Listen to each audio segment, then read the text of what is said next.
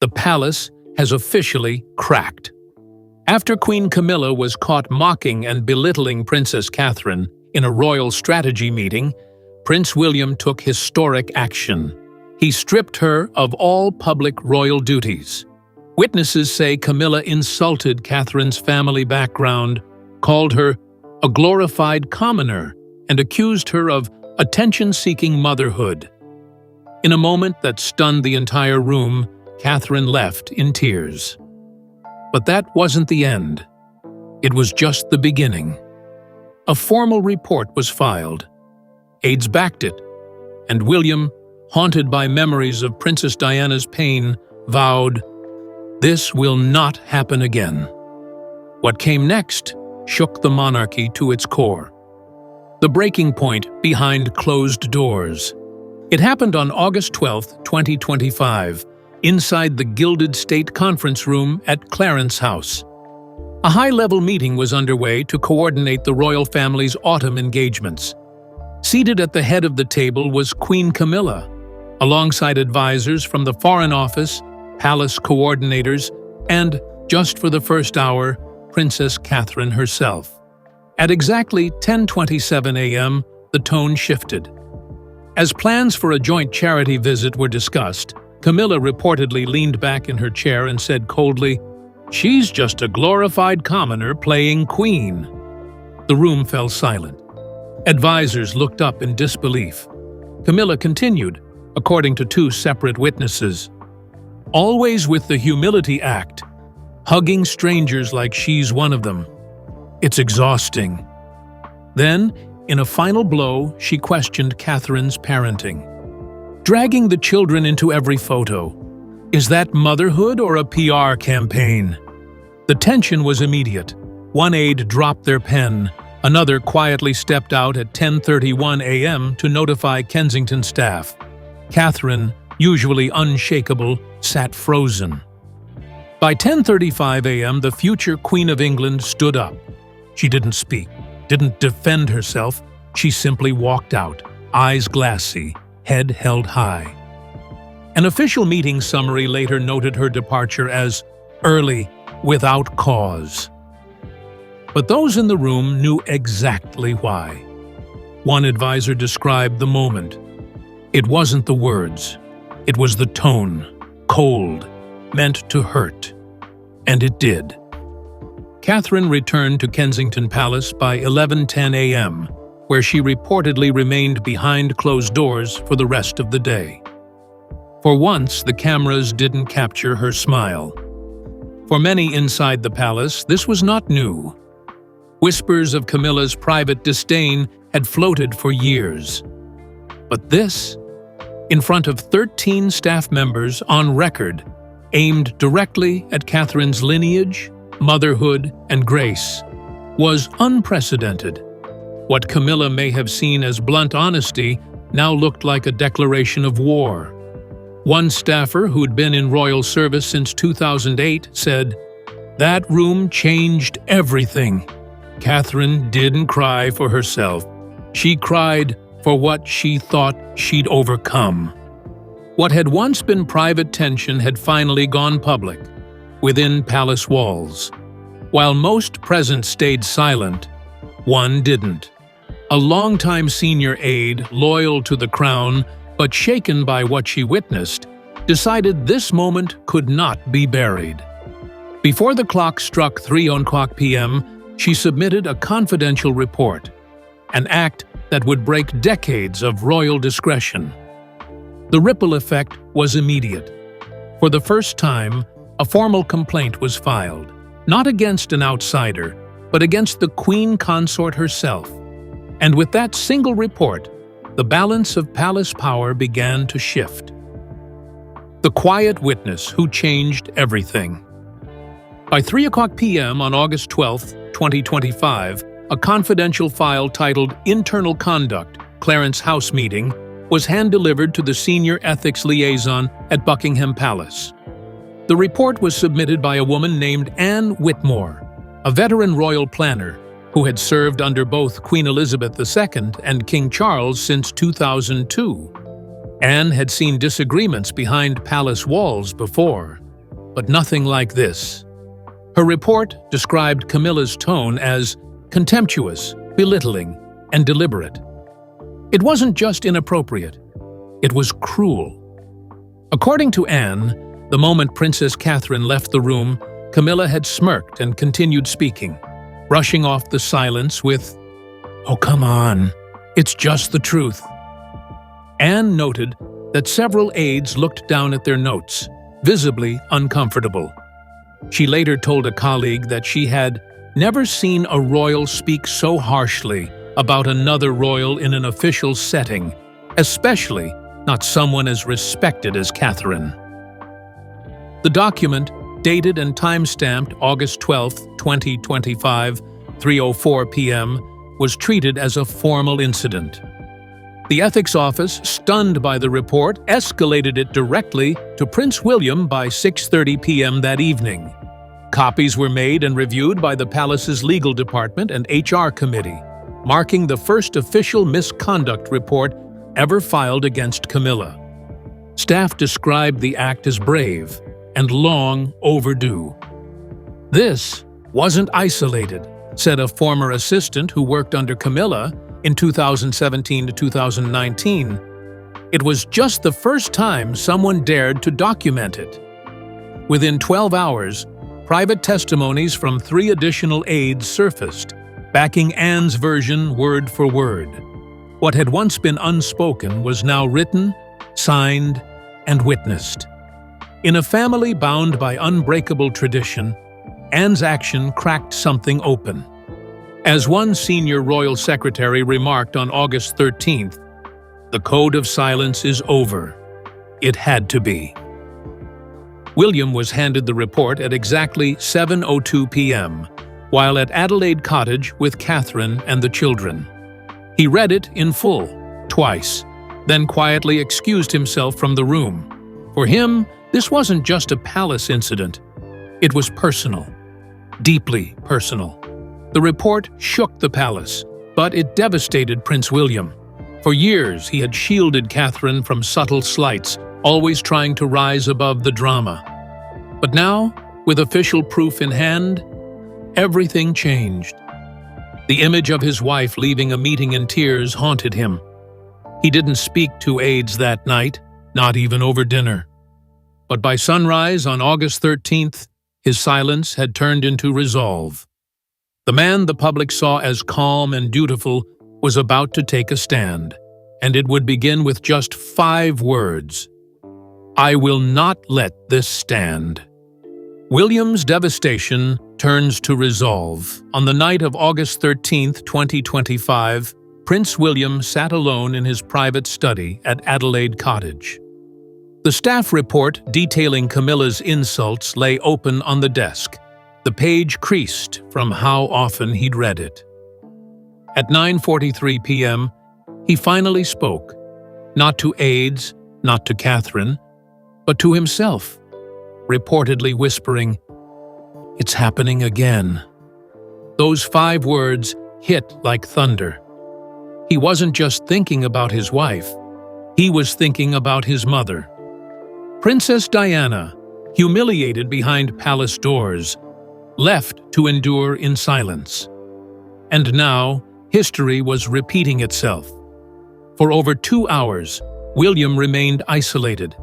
Advisors attempted to reach him by text and intercom, but he replied to no one. At 11:11 p.m., he emerged from his study and gathered 3 senior aides in the hallway. One described his expression as calm but carved from stone. William then said the words that would shift the monarchy's direction: "I will not let this stand." His voice was quiet. His decision was not. The heir to the throne had reached his breaking point. By the morning of August 14th, William summoned his inner circle to a private meeting at Kensington Palace. Legal counsel, his chief private secretary, and a senior ethics advisor were present. The meeting lasted 1 hour and 47 minutes, and according to minutes obtained later by internal staff, William used the phrase "pattern of hostility" to describe Camilla's treatment of Catherine. He also ordered a full review of Royal Code of Conduct procedures and ethics enforcement, demanding it be completed within 30 days. "She may wear a crown," he said, "but no one is above decency. Not anymore." The pain behind his decision was deeply personal. William had spent 20 years trying to modernize the monarchy, to make it less cold, more human. And Catherine had been at the heart of that transformation. Watching her walk out of that room on August 12th, visibly crushed, changed everything.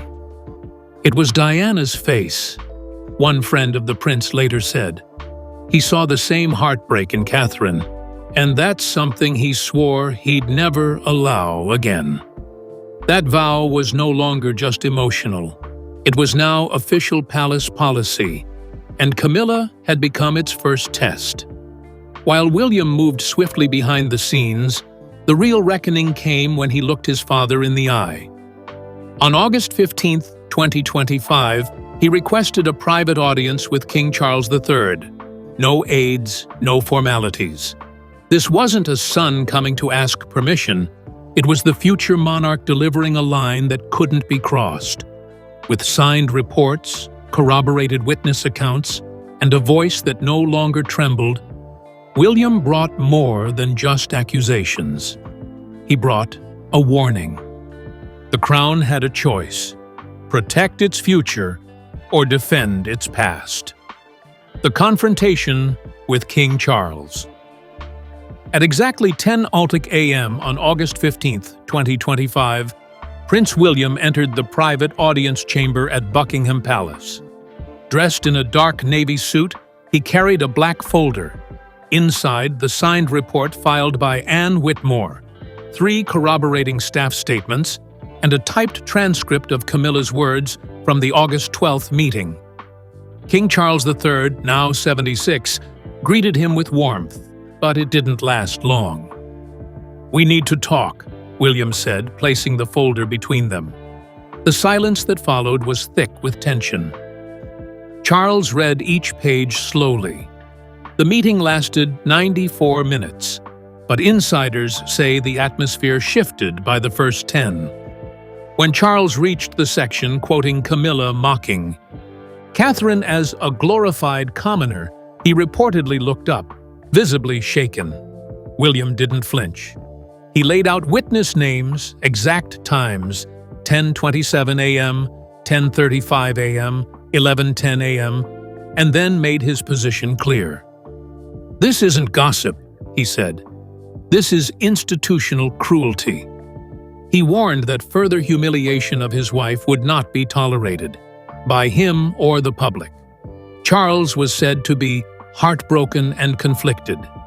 He had stood beside Camilla for over 18 years, weathered scandal, and remade her image in the eyes of the nation. But now, the woman he made queen consort during the 2023 coronation had crossed a line his son couldn't overlook. "You're asking me to choose," Charles reportedly said. William answered calmly, "No, I'm asking you to lead."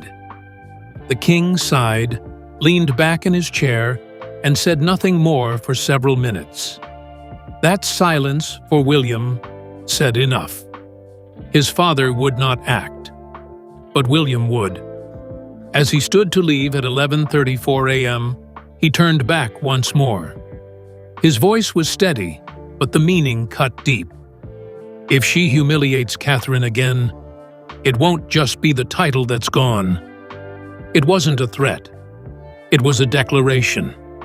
A line had been drawn in royal stone, and this time, no one would pretend otherwise. William walked out of the room with more than resolve. He walked out with a mission: to protect his wife, his children, and the future of the crown itself. Charles may have chosen silence, but William chose action. By August 17th, a royal decree had been quietly drafted and approved behind palace walls. No headlines, no public speeches, just a signed decision. Delivered with royal seal, that would change everything. Camilla's role as queen consort in daily operations was about to vanish. Her royal schedule wiped clean. Her presence at future events revoked. The monarchy had just drawn a line, and Camilla, for the first time in decades, found herself on the outside of it. The title revoked. On August 17, 2025, a royal document bearing the red seal of the crown was quietly filed at Clarence House. It wasn't announced. It wasn't read on air. But its effect was immediate. Camilla's title, Queen Consort in Active Duty, was revoked. The language was surgical. Her Majesty shall no longer represent the crown in public functions involving state, military, or diplomatic affairs. No palace staff member spoke the word dethroned, but everyone knew what had happened. The corridors buzzed by 10:05 a.m. Camilla was out. Within 48 hours, her name was removed from all palace correspondence regarding royal duties, including the 2025 state banquet for Japan, a scheduled UNICEF gala in October, and a diplomatic trip to Kenya originally set for November 39th. Her portrait was also removed from the line of active senior royals wall in Buckingham Palace's East Wing, replaced by a photo of Princess Catherine taken in 2024, smiling beside school children. One aide quietly noted, "The palace didn't speak, but the walls did." By August 20th, Camilla's patronages were placed under review. Her name vanished from social media schedules, and her public engagements were suspended indefinitely. She would no longer appear alongside King Charles III, Prince William, or Princess Catherine at any high-profile events. Even private family occasions would require clearance. Camilla remains queen in name, one palace insider stated, but functionally, she has been moved into the shadows. Staff who once served her directly were reassigned or rotated out. Her royal office, formerly operating with a team of 19, was quietly reduced to 6. No public statement ever came. But silence can roar louder than scandal. By August 22nd, the media caught on. Reporters from The Times, The Telegraph, and CNN began asking, "Where is the Queen Consort?" As royal watchers pieced together the shift, public opinion surged. A YouGov poll conducted over 72 hours showed that 67% of Britons supported the move. "Respect must be earned," one royal analyst said on air. "And the people have made it clear. Catherine has it. Camilla lost it." While Camilla disappeared from the spotlight, Catherine stepped back into it. With grace, not vengeance. On August 24th, she returned to public duty, not with a statement, but with a smile. Her appearance at a children's charity stunned even her harshest critics. And on her shoulder, a brooch once worn by Princess Diana sent a message no press release could match. Camilla may have been removed, but Catherine was rising, quietly and beautifully, into a role no scandal could shake. Catherine's dignified return. On August 24, 2025, just 1 week after Camilla's silent removal from public duty, Princess Catherine stepped out in Manchester, attending the opening of the Hopewell Children's Recovery Center. She arrived at 10:02 a.m. wearing a soft pastel, blue coat dress, Diana's signature color, and on her chest glimmered the oval sapphire brooch once worn by Diana during a visit to Great Ormond Street Hospital in 1990. She didn't need body language experts. Her presence said everything: resilience, grace, and unshakable calm. The event was packed. Over 200 attendees, including nurses, pediatric therapists, and families from across northwest England, gathered to meet the princess. Catherine moved from room to room, holding hands with nervous children, kneeling at bedside level, even pausing to help a young boy tie his shoe. Cameras followed, but she never performed. She simply was. When a local reporter asked how she was feeling, she smiled and said softly, "It's days like this that remind me what matters." By 11:35 a.m., her image had already gone viral. One photo, Catherine hugging a child undergoing chemo, with the Diana brooch gleaming in the frame, was reposted on social media over 14 million times within 24 hours. Commentators from Sky News, ABC, and even international outlets like Le Monde hailed her reappearance as the definition of dignified strength. Support came pouring in. More than 10,000 letters were delivered to Kensington Palace in under 3 days, many from women thanking her for showing that grace still holds power in a world obsessed with scandal. But it wasn't just admiration, it was restoration. In her silence, Catherine had weathered humiliation. In her return, she redefined royalty. No interviews, no retaliation, no palace statement. Just action, kindness, and sincerity. "She didn't need revenge," said one royal aide. "She just needed a moment. And when it came, she walked through it like a queen." The title may not yet be hers officially, but in the hearts of millions, Catherine had already claimed it. She wasn't back. She had never left. She had simply risen. As Catherine glowed in public, Camilla faded into obscurity. Behind the grand doors of Clarence House, a very different story was unfolding. Invitations stopped arriving. Patronages paused. Her inner circle, once over a dozen trusted staff, was crumbling. Camilla, once at the center of royal power, now watched from the sidelines. The Queen in name had become a figure of royal exile, and what was once her crown was now, unmistakably, slipping away. Camilla isolated. By August 26, 2025, the silence surrounding Queen Camilla had become deafening. Her once bustling office at Clarence House, which employed 19 full-time staff, now functioned with only 5. The rest had been reassigned to other royal departments or resigned quietly. According to a leaked internal directive, Camilla was to remain off official rosters until further notice. It marked the first time since 2005, when she formally joined royal duties, that her calendar was completely empty. The Queen Consort, once center stage, had been quietly sidelined. She was moved from her usual quarters into a smaller suite on the 3rd floor, the same private area used for extended guests and distant relatives. Longtime aides, some who had been with her since her 2007 charity patronage tour, were no longer in her inner circle. Camilla's once active social accounts, especially her royal reading room platform, went dark. By August 20th, facing patronages, including 16 literacy charities, were frozen. No official explanation was given, but the message was clear. She was being erased, not removed. Even in private, Camilla faced distance.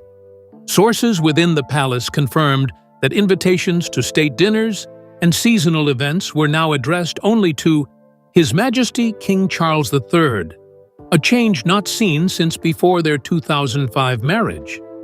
Her presence was no longer requested at official family meetings involving Prince George, Princess Charlotte, or Prince Louis. For the first time in nearly 2 decades, she was absent from the planning session for the Balmoral Autumn Retreat, a tradition she once helped host. One royal advisor admitted, "She's not banished, but she's no longer welcome." Those closest to her say Camilla was stunned. She believed the storm would pass, but this time the institution didn't rally behind her. It moved on without her. No one defended the insults. No press campaign arrived to rebuild her image. She underestimated the power of public affection, said one former courtier. When the people sided with Catherine, the palace listened. What Camilla had once dismissed as harmless comments had grown into a rupture she could no longer control. She still wore the crown, but no one bowed anymore. While Camilla's world quietly crumbled, the outside world united behind Catherine. It wasn't just royalists. It was everyone. Mothers, celebrities, journalists, and ordinary citizens who saw in her a woman who endured cruelty without ever retaliating. Online and in the press, something rare was happening. The public was choosing sides. And they weren't just supporting Catherine, they were elevating her. With every hashtag, every headline, and every tribute, it became clear. Catherine wasn't just surviving scandal. She was becoming the monarchy's moral center. The public chooses Catherine. By August 29, 2025, the world had made up its mind. Hashtags like #StandWithCatherine, #NotMyQueen, and dignity over titles were trending in 47 countries, from the UK to Australia, Canada, and even Japan. Celebrities like Emma Watson, David Beckham, and Michelle Obama reposted clips of Catherine's recent hospital visit, praising her warmth and humility. In just 72 hours, over 1.4 million people signed a public petition demanding Camilla be removed entirely from royal representation. The people had spoken, and they weren't whispering. Major outlets followed suit. The Times, Le Figaro, and The Washington Post ran front-page headlines declaring Catherine the people's queen. Editorials praised her for remaining silent in the face of provocation, contrasting it with Camilla's perceived entitlement. Even loyal royalist publications like the Daily Mail called the response to Catherine a cultural turning point. According to a new YouGov poll, Catherine's favorability hit 91%, the highest of any royal since Princess Diana in 1997. Camilla's dropped below 39%, the lowest since her public debut. Social media lit up with tributes. Fans shared photos of Catherine through the years, at Wimbledon 2017, Trooping the Colour 2023, her first charity walk in 2011, celebrating how she had grown from a quiet duchess into a future queen of strength and poise. Parents wrote letters. Teachers brought her up in classrooms. Young women posted videos thanking her for being a symbol of kindness in a world that rewards cruelty. One post, shared over 8 million times, read simply, "You don't need a throne to rule hearts." Even political leaders took notice. In Parliament, a cross-party group referenced the scandal, urging the Crown to uphold the dignity of those who embody its values. In the House of Lords, a former ambassador stated, "Princess Catherine reflects the kind of soft power Britain needs, credible, compassionate, and modern." Her quiet return had turned into a global movement. Catherine hadn't just regained public trust. She had become a symbol of what the monarchy could be. And while Camilla faded into shadows, Catherine rose into the light, not because she asked to, but because the people chose her. On August 12, 2025, during a high-level planning session at Clarence House, Camilla made a cruel mistake. With Catherine present, she launched into an unprovoked tirade, mocking her upbringing, questioning her role as a mother, and dismissing her as just PR polish. When Catherine quietly stood and exited the room, 13 witnesses sat frozen. But one aide did more than just watch. She filed an official report that evening, calling Camilla's behavior contemptuous, belittling, and deliberate. The report landed in Prince William's hands within hours, and everything changed. Insiders say William was devastated, then furious. He recognized the pattern. This wasn't just personal. It was a repeat of the cruelty his mother endured. Within 24 hours, William held an emergency ethics meeting, then marched into Buckingham Palace with a single demand: accountability. When King Charles hesitated, William acted on his own. By August 17th, Camilla's title as active queen consort was revoked. Her name was removed from events, her patronages suspended, and her portrait taken down from key royal spaces. Officially, she still holds the title. Functionally, she's been erased. Meanwhile, Catherine re-emerged days later, graceful, smiling, and embraced by millions online as the people's queen. And Prince William? He proved he's not just the future King of England, he's the man who finally said enough.